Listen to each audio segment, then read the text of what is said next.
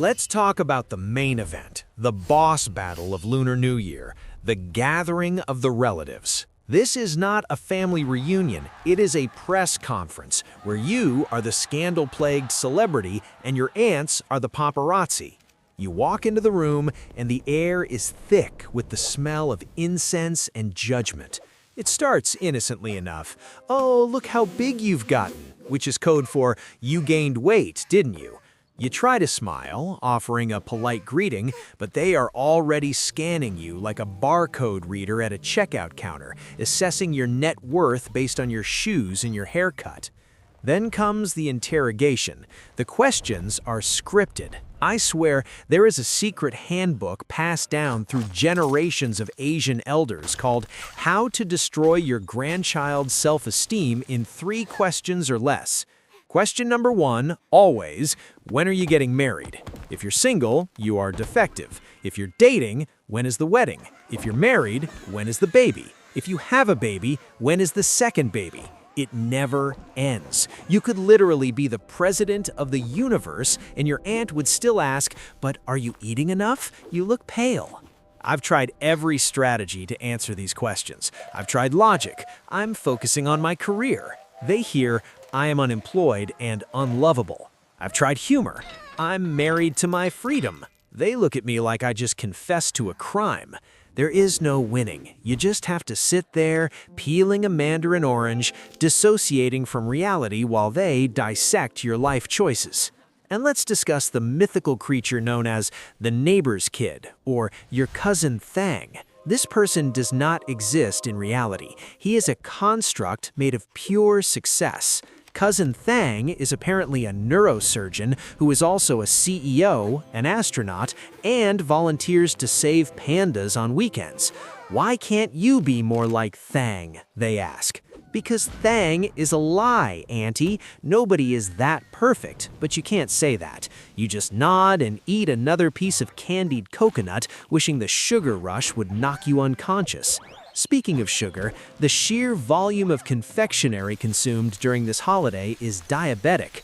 We have these trays, the trays of harmony, full of seeds, melon seeds, sunflower seeds, pumpkin seeds. We spend hours cracking these tiny shells with our teeth. It's a collective tick. Crack, spit, chew, crack, spit, chew. It's the soundtrack of the holiday. By the 3rd day, your front teeth are numb, your tongue is sore from the salt, and there's a pile of shells in front of you that looks like a hamster's graveyard. But we can't stop. It's a nervous tick to distract us from the awkward silence when the conversation dies down. And then, the gambling. Oh, the gambling. For a culture that preaches frugality and saving every penny, we turn into absolute degenerates the second the clock strikes midnight. Grandmas, who usually reuse plastic bags, suddenly slamming down stacks of cash on a game of gourd, crab, shrimp, fish. It's hilarious to watch. Your sweet, innocent grandmother who knits sweaters is now screaming, "Deer! Put it all on the deer!" with the intensity of a Wall Street trader during a crash. And the kids? We teach them young. We give them lucky money in red envelopes, which is a beautiful tradition, theoretically, but in practice, it's a complex financial exchange system. As a kid, you think you're rich. You collect these envelopes like Mario collecting coins, but then the mom tax hits. "Give me the money. I'll keep it safe for you." The greatest lie ever told in the history of parenting. That money is gone, kid. It went to buy the chicken you're eating right now. It went to pay off the debt your mom owes to the aunt who gave you the money in the first place. It's a circular economy. The money just rotates around the family until everyone is equally broke. Now that I'm an adult, I am on the giving end, and let me tell you, it hurts. You have to calculate the hierarchy. How much for the nieces, how much for the parents, how much for the boss's kids. If you give too little, you're cheap. If you give too much, you're showing off. I need a spreadsheet and an accountant just to get through the first morning of the new year. And the worst part is the fake refusal. You know the dance. You offer the envelope, the recipient pushes it away. No, I couldn't. You push it back. Please, take it for luck. No, really. This wrestling match goes on for 2 minutes until they finally, reluctantly accept it, even though we both know they would have tackled me if I actually put it back in my pocket. It's all theater. We are all actors on a stage of politeness. Let's shift gears to the drinking culture. If you have a liver, say goodbye to it. The toasts, the constant 1, 2, 3, cheers. It echoes through the streets. You go to one house, you drink a beer. You go to the next house, another beer. By noon, the entire male population of the neighborhood is red-faced and speaking at a volume that could shatter glass. And this is where the karaoke machine comes out, the weapon of mass destruction. Every family has that one uncle who thinks he's a rock star. He grabs the microphone, cranks the echo up to max, and belts out sad bolero songs about heartbreak and poverty. He's off-key, he's loud, and he's holding you hostage. You can't leave because it's rude, so you sit there, clapping along, while your eardrums slowly commit suicide. The noise pollution during Lunar New Year is something else. Between the karaoke, the laughing, the yelling over the karaoke, and the random firecrackers, legal or illegal, who knows, silence is a luxury you cannot afford. You sleep when you pass out, otherwise you are awake and vibrating from the noise. But we can't forget the superstition aspect. The rules, the endless rules. Don't sweep the floor on the first day because you'll sweep away the luck. So we just live in filth for 24 hours. Don't break anything. If a bowl drops, everyone freezes like they just heard a gunshot. My mom will literally dive to catch a falling cup like she's a goalkeeper in the World Cup. And if it breaks, the tension is palpable. Someone has to quickly say, "Sui sui ping on," or whatever equivalent phrase to reverse the curse. It's magical thinking at its finest. And don't wash your hair? What is that about? I'm supposed to start the year with greasy hair to keep my knowledge? If my knowledge is stored in my hair grease, I have bigger problems than bad luck. But I do it. I walk around with itchy, oily hair because I am too terrified to risk a year of stupidity. Then there is the pilgrimage to the pagoda or temple. We dress up in our finest clothes to go fight a crowd of 5,000 people in a space designed for 50. The smoke from the incense is so thick you need a gas mask. You're crying, coughing, getting ash on your new shirt, all while trying to pray for prosperity. People are aggressive with their prayers. They're shoving offerings at the statues like, "Here's a banana, give me a promotion." It's bribery. We are trying to bribe the deities. And the jostling, it's a mosh pit. I've been trampled by grandmas who move with the speed and strength of linebackers when they see an opening to the main altar. But amidst all this insanity, there is the food. The endless reheating cycle of food. You boil a whole chicken, you eat the chicken, you have leftovers, you eat cold chicken, you make chicken congee, you fry the chicken. By day 4, if I see another chicken, I will cluck. And the sticky rice cake, again, I have to circle back to it, we fry it to make it palatable after it's been sitting there for 3 days. It becomes this crispy, oily brick of carbs. It's delicious, don't get me wrong, but it's heavy. You eat one slice and you need a nap. It's a sedative. The digestive system of an average person during Lunar New Year is fighting for its life. We combine beer, sticky rice, candied ginger, fatty pork, and pickled onions. It's a chemical experiment happening in your gut. The bloating is real. That's why we wear loose clothes.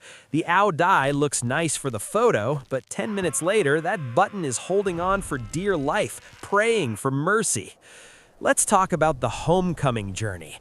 If you work in the city and have to travel back to your hometown, you are a warrior. The bus stations are war zones. People are strapping motorcycles to the roofs of buses. There are chickens in cages next to your luggage. You sit in a cramped seat for hours, stuck in traffic that stretches to the horizon. But when you finally get home and you see your parents waiting at the gate, acting like they haven't seen you in 10 years, even though you FaceTime every week, it hits you. This is why we do it. We do it for that moment of connection. We do it to see our dad pretend he's not emotional while he complains about the traffic. We do it to hear our mom fuss about how thin we are, even though we definitely aren't. It's a bizarre mix of obligation and love. We complain about it constantly. We complain about the cost, the travel, the cleaning, the questions. But if we missed it, if we stayed alone in the city with a frozen pizza, we would be miserable. We need the chaos. We need the noise. It validates our existence. It reminds us that we belong to a tribe, even if that tribe is dysfunctional, loud, and judgmental. And there is a specific type of humor that only comes out during Tet. It's the self-deprecating humor of the working class. We joke about being broke. We joke about gaining weight. We joke about how we are going to suffer when we go back to work. There's a solidarity in the suffering. When you scroll through social media, everyone is posting the same things. The aesthetic photos of flowers, yes, but also the memes about washing dishes. The dishwashing team is a real demographic. If you are a daughter-in-law or just a young woman in the family, God help you. You are shackled to the sink. The pile of dishes never goes down. It regenerates. You wash a stack, turn around, and 5 more bowls have appeared. It's a glitch in the matrix. The men sit in the living room drinking tea and picking their teeth, discussing world politics, which usually means complaining about the roads or the weather, while the women run a high-speed logistics operation in the kitchen. It's outdated, it's annoying, but we fall into these roles every year like clockwork. And let's not forget the Tet fashion. You buy these clothes thinking you're going to look like a fashion model, but the weather during Tet is bipolar. It's either scorching hot and you're sweating through your velvet dress, or it's freezing rain and you're shivering in your cute skirt. So you end up wearing your old puffy jacket over your nice outfit, looking like a festive potato. Fashion is a lie. Comfort is king. By the 3rd day, everyone gives up. We're all in sweatpants, eating leftovers, watching mindless TV specials where comedians scream at each other for 3 hours. The TV programs are their own special kind of torture. It's the same skits, the same jokes about the kitchen gods reporting to the Jade Emperor. They satirize the social issues of the year, which is cathartic, but it's also 4 hours long.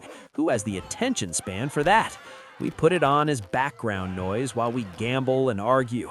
Then comes the end of Tet panic. Usually around the 5th or 6th day, you realize you have work tomorrow. The dread sets in, the Sunday scaries but multiplied by 1,000. You have forgotten how to type, you have forgotten your passwords, you have forgotten how to function as a productive member of society. You look at your bank account and weep. You spent 3 months' salary in 5 days. On what? Alcohol, lucky money, and a tree that is now dying in the corner. The kumquat tree is dropping fruit everywhere. The peach blossoms are wilting.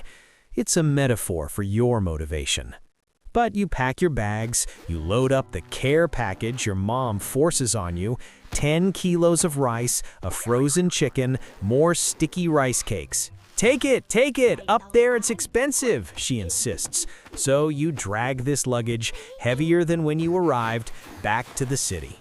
You return to your cramped apartment, unload the contraband food, and sit in the silence. It's deafening. No more karaoke, no more screaming kids, no more questions about marriage. And for a second, just a split second, you miss it. You miss the chaos. You miss the sheer vitality of it all.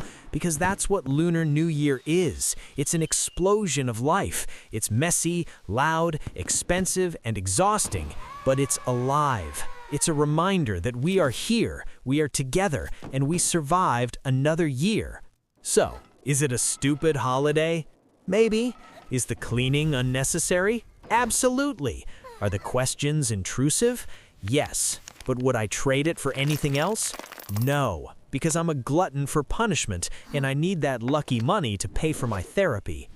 We are a superstitious bunch, but we are optimistic. We truly believe that if we wear red and eat the right things, the next year will be better. It's a beautiful delusion, a collective manifestation. We reset the clock, we forgive the past. Mostly, we start fresh. So here's to the noise, here's to the weird food, here's to the nosy aunts, here's to the gambling losses. It's the Lunar New Year, baby. Embrace the madness or it will eat you alive. Now, if you'll excuse me, I have to go unclog the sink because someone poured pork fat down the drain. Happy New Year, you filthy animals.